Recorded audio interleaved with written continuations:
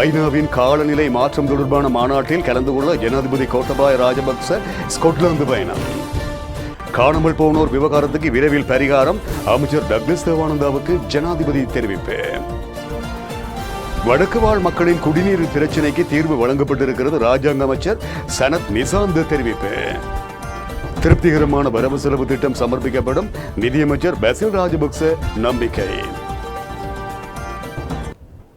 அவை எமது தலைப்புச் செய்திகள். இனி விரிவான செய்திகள். ஐநா காலநிலை மாற்றம் தொடர்பான மாநாட்டில் கலந்து கொள்வதற்காக ஜனாதிபதி கோட்டபாய ராஜபக்ச இன்று அதிகாலை நாட்டில் இருந்து புறப்பட்டு சென்றிருப்பதாக ஜனாதிபதியின் ஊடகப் பிரிவு தெரிவித்திருக்கிறது.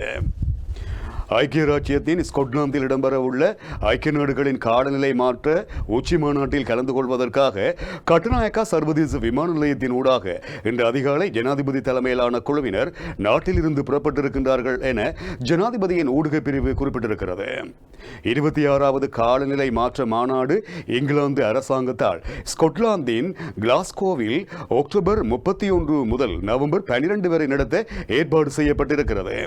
இதில் உலகத் தலைவர்கள் மற்றும் பிரதிநிதிகள் கிளாஸ்கோவில் காலநிலை மாற்றத்தை சமாளிப்பதற்கான ஒப்பந்தத்தை மேற்கொள்ளும் முயற்சியில் கூட உள்ளனர். பெரும்பாலான நாடுகளில் பிரதிநிதித்துவம் செய்யும் சுமார் 25,000 அங்கீகாரம் பெற்ற பிரதிநிதிகள் இந்த உச்சி மாநாட்டில் கூடுவார்கள் என எதிர்பார்க்கப்படுகின்றமை இங்கு குறிப்பிடத்தக்கது. மக்களின் வாழ்வாதாரத்தை பாதுகாக்கும் நோக்கில் எடுக்கப்பட்ட தீர்மானத்துக்கு அமைய நாளை முதல் மாகாணங்களுக்கிடையே இருந்து வந்த பயணத்தடை நீக்கப்படுவதாக ஜனாதிபதி கோட்டபாய ராஜபக்ச அவர்கள் குறிப்பிட்டுள்ளார். அதன்படி அக்டோபர் நாளை 31ஆம் நாள் அதிகாலை 4 மணிக்கு மாகாணங்களுக்கு இடையிலான பயண கட்டுப்பாடுகளை நீக்குவதற்கு தீர்மானிக்கப்பட்டிருக்கிறது. இந்த நிலையிலேயே மக்களின் வாழ்வாதாரத்தை பாதுகாக்கும் நோக்கில் இந்த தீர்மானம் எடுக்கப்பட்டிருப்பதாக ஜனாதிபதி கோட்டபாய ராஜபக்ச தெரிவித்துள்ளார். பொது இடங்கள், வர்த்தக நிலையங்கள், சிற்றுண்டிச்சாலைகள் உள்ளிட்ட பொதுமக்கள் அதிக அளவில் நடமாடும் இடங்களுக்கு செல்லும் போது தடுப்பூசி அட்டையை கட்டாயம் எடுத்து செல்வதற்கான இயலுமை தொடர்பாக உடன் கண்டறியவும் இதன் போது தீர்மானிக்கப்பட்டது. தடுப்பூசி ஏற்றுக்கொள்ளாத நபர்களுக்கு எதிராக சட்ட நடவடிக்கை எடுக்க கோவிட்-19 கொரோனா சட்டத்திட்டங்களில் வாய்ப்பு அளிக்கப்பட்டு இருக்கிறது என்று சுட்டிக்காட்டிய சுகாதார அதிகாரிகள் இது தொடர்பில் சட்டமா அதிபரின் ஆலோசனையை பெற்றிருப்பதாகவும் குறிப்பிட்டனர்.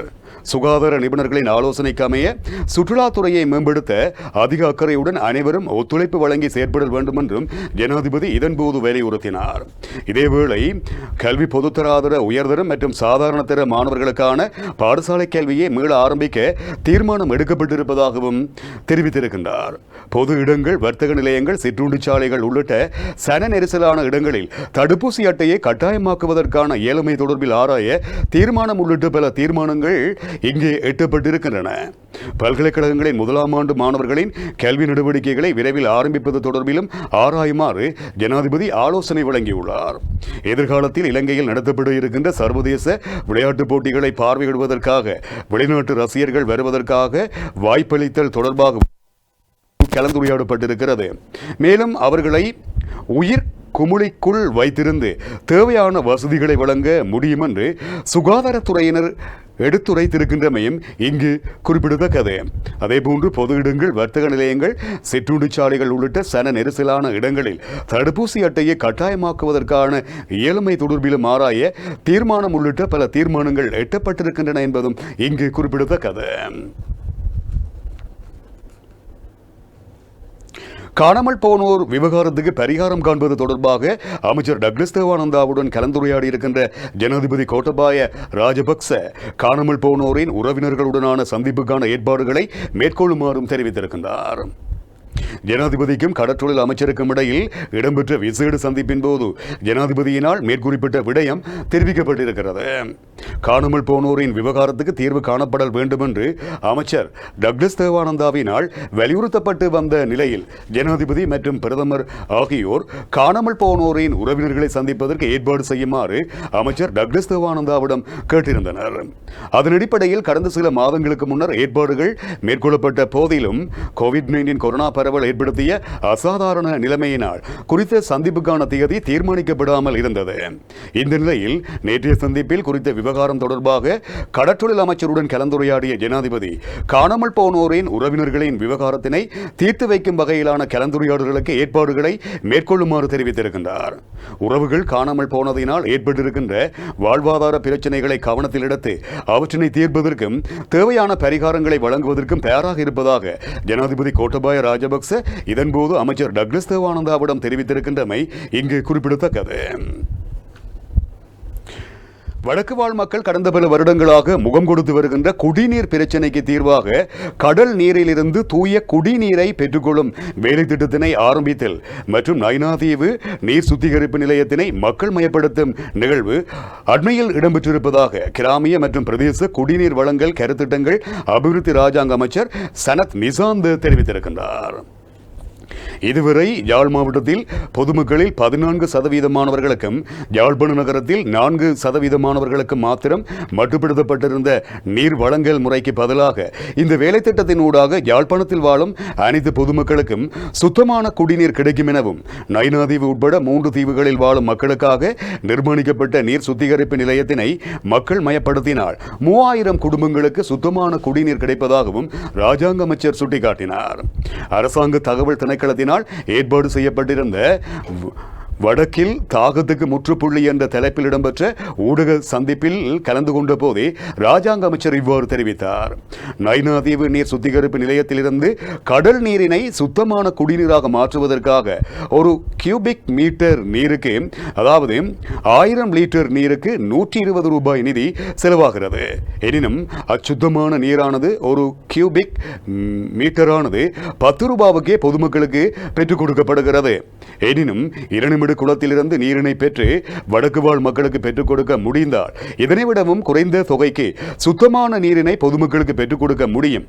எனினும் அதற்கு பல்வேறு அரசியல் குழுக்கள் தடையாக இருப்பதனால் கடல் நீரினை சுத்திகரிக்க வேண்டிய நிலை ஏற்பட்டிருப்பதால் அதற்கு அதிக தொகையினை செலவிட வேண்டிய நிலை ஏற்பட்டிருப்பதாகவும் அமைச்சர் தெரிவித்தார். சுபிட்சத்தின் நோக்கு கொள்கை பிரகடனத்துக்கு அமைய 2025ஆம் ஆண்டில் அனைவருக்கும் குடிநீர் பெற்றுக் கொடுக்கும் கொள்கையின் மற்றொரு வேலை திட்டத்தின் ஒன்றாக வடக்கு வாழ் மக்களுக்காக சுத்தமான நீரினை பெற்றுக் கொடுக்கும் வேலை திட்டத்தினை அறிமுகப்படுத்தலாம்.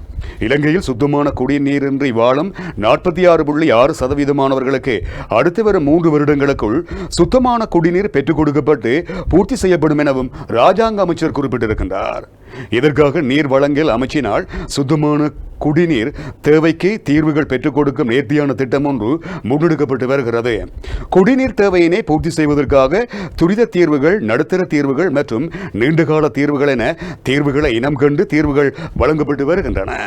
வடமத்திய மாகாணம் போன்ற நீரினால் பொதுமக்கள் முகம் கொடுக்கின்ற பிரச்சனைகளுக்கு நானோ தொழில்நுட்பத்தினை பயன்படுத்தி சுத்தமான குடிநீரை பெற்றுக் கொடுக்கும் திட்டம் துரித தீர்வாக செயற்படுத்தப்படுகிறது. நடுத்தர தீர்வாக பிரதேசங்களில் காணப்படுகின்ற நீர் ஊற்றுகள், நீர்த்தேக்கங்கள், கால்வாய்கள் மற்றும் ஆறுகளின் நீரினை சுத்திகரித்து பொதுமக்களுக்கு வழங்கப்படுகிறது. இந்த அனைத்து திட்டங்களும் வெற்றியடைவதற்காக தேசிய நீர் வழங்கல் வடிகாலமைப்பு சபை, தேசிய சமூக நீர் வழங்கல் திணைக்களம் மற்றும் நீர் வழங்கல் சபை ஆகிய நிறுவனங்களின் ஒத்துழைப்பும் நீர் வழங்கல் அமைச்சுக்கு கிடைப்பதாக அமைச்சர் மேலும் தெரிவித்தார். நவம்பர் 1ஆம் நாள் முதல் அமலாகும் வகையில் புதிய சுகாதார வழிகாட்டல்கள் சுகாதார சேவைகளின் பணிப்பாளர் நாயகத்தால் வெளியிடப்பட்டிருக்கிறது.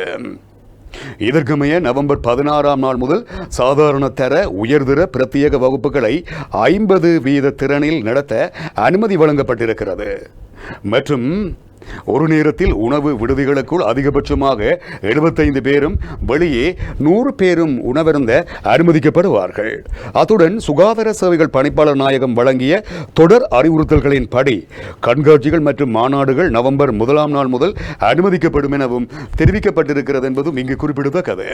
இதே நேரம் திருமணங்கள், இறுதிச் சடங்குகள் மற்றும் மத சடங்குகள் போன்றவைகளில் முன்னர் அறிவிக்கப்பட்ட நிபந்தனைகளுக்கு அமையவே செயற்பட வேண்டும் எனவும் வலியுறுத்தப்பட்டிருக்கின்றமை இங்கு குறிப்பிடத்தக்கது. நாடளாவிய ரீதியில் அனைத்து பாடசாலைகளினதும் சகல வகுப்புகளையும் அடுத்த வாரத்தின் பின்னர் ஆரம்பிக்க திட்டமிடப்பட்டிருப்பதாக கல்வி அமைச்சர் தினேஷ் குணவர்த்தன குறிப்பிட்டிருக்கின்றார்.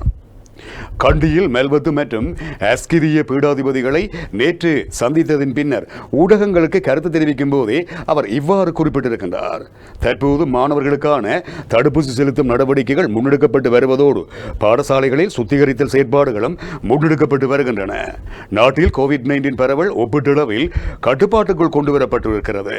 இந்த நிலையில் பாடசாலைகளின் ஏனைய வகுப்புகளை மீள ஆரம்பிக்கும் தினம் தொடர்பான அறிவுறுத்தல் அடுத்து வரும் நாட்களில் வெளியிடப்படும் என கல்வி அமைச்சர் மேலும் இதன்போது தெரிவித்திருக்கின்றார். 2022ஆம் ஆண்டுக்கான திருப்திகரமான வரவு செலவு திட்டத்தை தன்னால் சமர்ப்பிக்க முடியும் என நிதியமைச்சர் பசில் ராஜபக்ச நம்பிக்கை வெளியிட்டிருக்கின்றார். கண்டியில் இன்று சனிக்கிழமை வழிபாட்டில் ஈடுபட்டதின் பின்னர் ஊடகங்களுக்கு கருத்து தெரிவிக்கும் போதே அவர் இவ்வாறு தெரிவித்திருக்கின்றார். இதேவேளை இலங்கை மக்கள் வங்கியை கருப்பு பட்டியலில் சேர்ப்பது தொடர்பாக சீனா தனக்கு உத்தியோகபூர்வமாக அறிவிக்கவில்லை எனவும் அமைச்சர் பசில் ராஜபக்ச மேலும் தெரிவித்தார். தொற்று நோயை நிர்வகிப்பதற்கான அதன் முயற்சிகளில் இலங்கைக்கு உதவ ஐரோப்பிய ஒன்றியம் மேலும் 2 மில்லியன் யூரோ நிதியை வழங்கியிருக்கிறது. ஐரோப்பிய ஒன்றியத்தின் மனிதாபிமான அலுவலகமான ECHO வழங்கும் இந்த மானியம் உலக சுகாதார அமைப்பு மற்றும் இலங்கையில் உள்ள நிதி நிறுவனங்களின் ஊடாக வழங்கப்படும் என ஐரோப்பிய ஒன்றியம் ஒரு அறிக்கையில் தெரிவித்திருக்கிறது.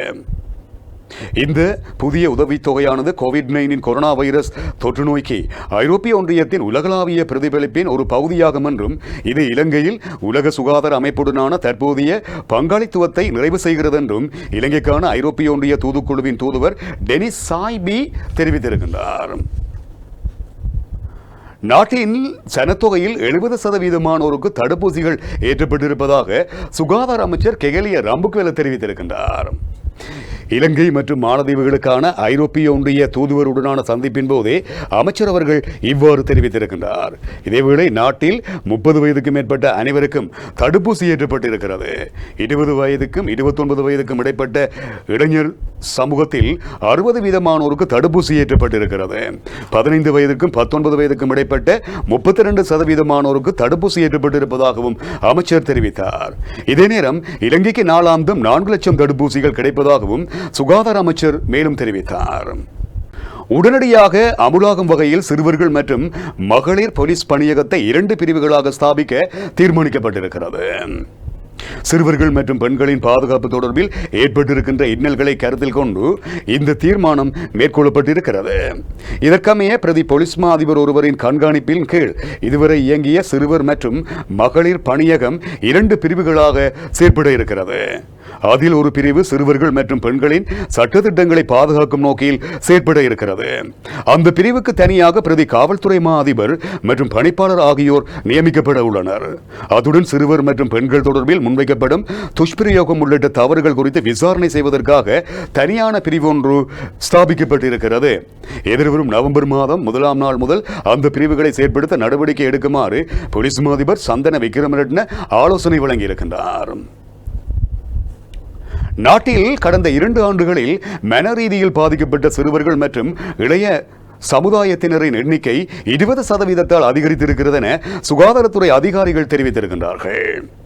கலனி பல்கலைக்கழகத்தின் சிரேஷ்ட விரிவுரையாளரும் ராகம போதனா வைத்தியசாலையின் குழந்தைகள் மற்றும் இடம்பெறுவ சுகாதார நிபுணருமான டாக்டர் மியூ சந்திரதாச கொழும்பில் நடைபெற்ற ஊடகவியலாளர் சந்திப்பின் போது இதனை தெரிவித்திருக்கின்றார். தற்காலத்தில் சிறுவர்களும் இளைய சமுதாயத்தினரும் டிஜிட்டல் திரைக்கு அடிமையாக இருக்கின்றமையே இதற்கு காரணம் எனவும் அவர் மேலும் தெரிவித்திருக்கின்றார்.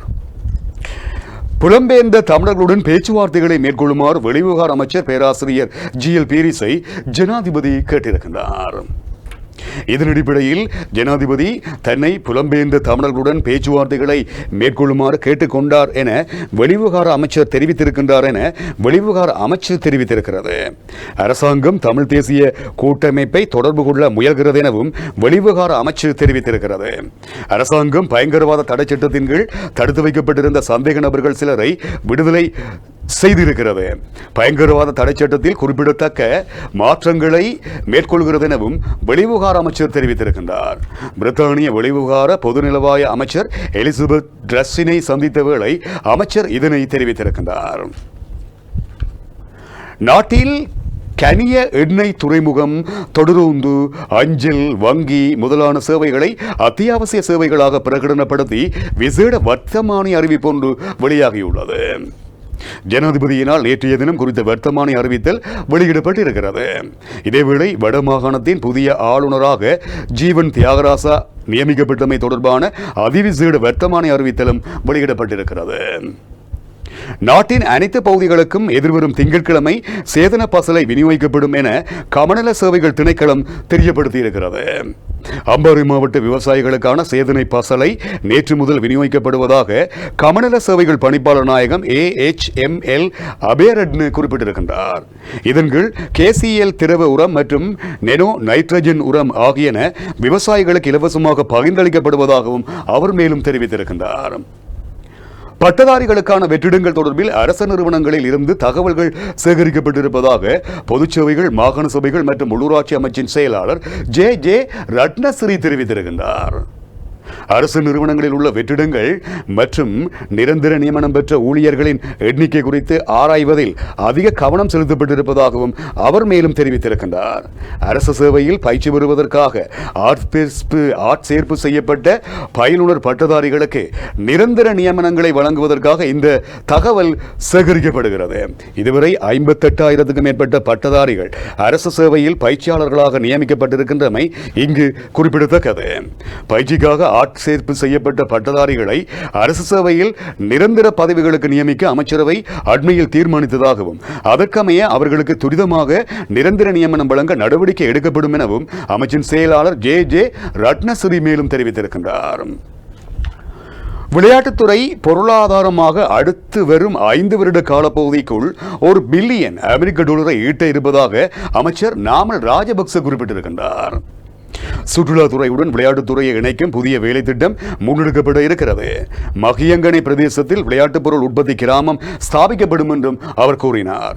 இதேவேளை பந்தயத்தில் ஈடுபடுவதற்காக கொழும்பு துறைமுக நகரம் அமைக்கப்படவில்லை எனவும் விளையாட்டுத்துறை அமைச்சரான நாமல் ராஜபக்ச தெரிவித்திருக்கின்றார். துறைமுக நகரம் நிர்மாணிக்கப்படும் போது பந்தய பாதையை உருவாக்குவதே பிரதான நோக்கமாக இருந்ததாக குற்றச்சாட்டுகள் முன்வைக்கப்பட்டதாகவும் அவர் குறிப்பிட்டார். எவ்வாறாக இருப்பினும் துறைமுக நகரத்தின் உண்மையான சாத்தியக்கூறுகள் தற்போது புரிந்து கொள்ளப்பட்டு வருவதாகவும் அவர் தெரிவித்திருக்கின்றார். இதேவேளை கொழும்பு துறைமுக நகரத்தை நாம் ஒரு நேர்மறையான வழியில் பார்க்க வேண்டும்.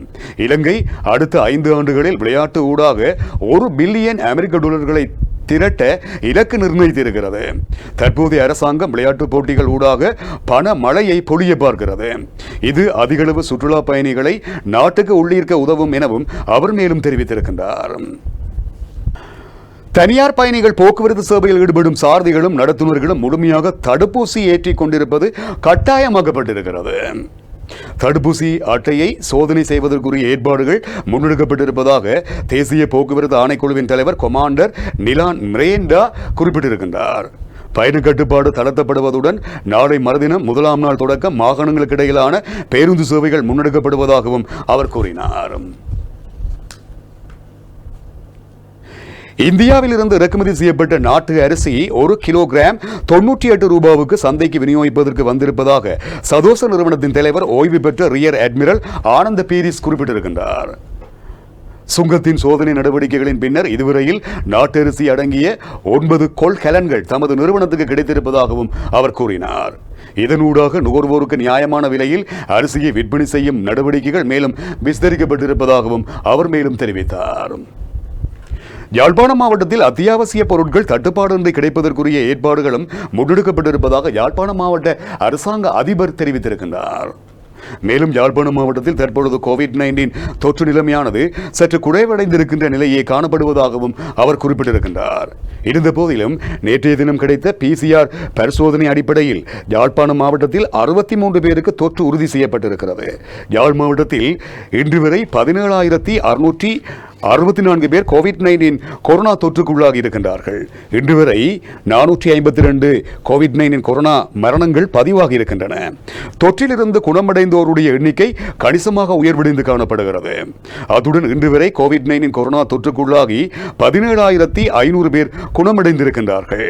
மேலும் தற்பொழுது இயல்பு நிலைமை வழமைக்கு திரும்பி இருக்கிறது. மேலும் படிப்படியாக நிலைமைக்கு திரும்பிக் கொண்டிருக்கிறது.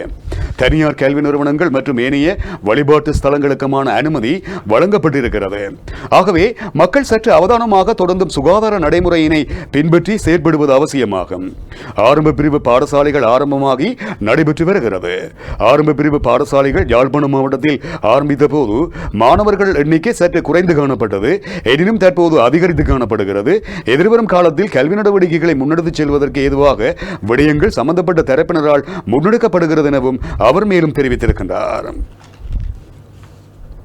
காரநகர் கடற்படை முகாமில் தங்க வைக்கப்பட்டிருந்த 23 தமிழக மீனவர்களை யாழ்ப்பாணம் சிறைக்கு இன்றைய தினம் மாற்றப்பட்டிருக்கின்றார்கள்.